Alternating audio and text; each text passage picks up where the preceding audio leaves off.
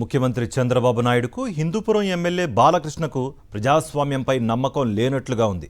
అందుకే ప్రత్యర్థి పార్టీ ప్రతినిధులను అడ్డగోలుగా కొనుగోలు చేసి బెదిరింపులకు పాల్పడి మేమే గెలిచామంటూ సంకలు గుద్దుకుంటున్నారు. హిందూపురం మున్సిపాలిటీ చైర్మన్ పదవి కోసం రాజకీయ విలువలకు, రాజ్యాంగ స్ఫూర్తికి టీడీపీ పెద్దలు పాతరేసిన వైనంపై సర్వత్రా విమర్శలు వ్యక్తమవుతున్నాయి.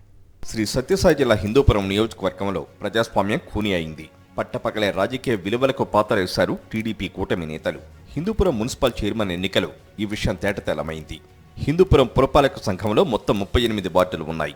గత మున్సిపల్ ఎన్నికల్లో వైఎస్ఆర్ కాంగ్రెస్ పార్టీ 30 వార్డుల్లో విజయం సాధించింది. టీడీపీ కేవలం 6 స్థానాల్లో మాత్రమే గెలిచింది. టీడీపీ కూటమి అధికారంలోకి వచ్చిన తర్వాత హిందూపురం మున్సిపాలిటీపై ఎమ్మెల్యే బాలకృష్ణ కన్నుపడింది. హిందూపురం చైర్మన్ స్థానంలో టీడీపీ నేత ఉండాలన్న రాజకీయ దురుద్దేశంతో కుట్ర రాజకీయాలకు తెరలేపారు టీడీపీ నేతలు.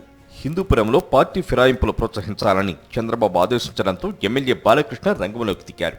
ఒక్కో వైఎస్ఆర్సీపీ కౌన్సిలర్కు 10 లక్షల రూపాయల ఆఫర్ చేశారు. అయినప్పటికీ లొంగని వారిని బెదిరించారు. అక్రమ కేసులు పెడతామంటూ వార్నింగ్ ఇచ్చారు.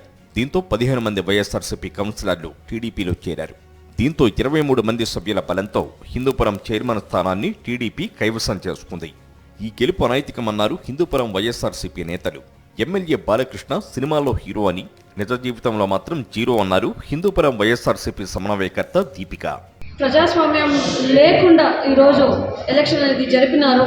బాలకృష్ణ గారు ఫిలిమ్స్లో చెప్తారు తప్పితే నిజ జీవితంలో దీన్ని మీరు పాటించాలని నేను క్వశ్చన్ చేస్తున్నాను. ఈరోజు డబ్బులు ఆశ చూపించి పర్సనల్గా వాళ్ళకి ఇబ్బందులు పెట్టి ఈ కరోరతి మంది మీరు అంతా చూపించి ఆ పక్క లాక్కుని ఉండేది డెవలప్మెంట్ అనే పేరు చెప్పి మీరు మబ్బిపెట్టి పిలుచుకుని ఉండేది.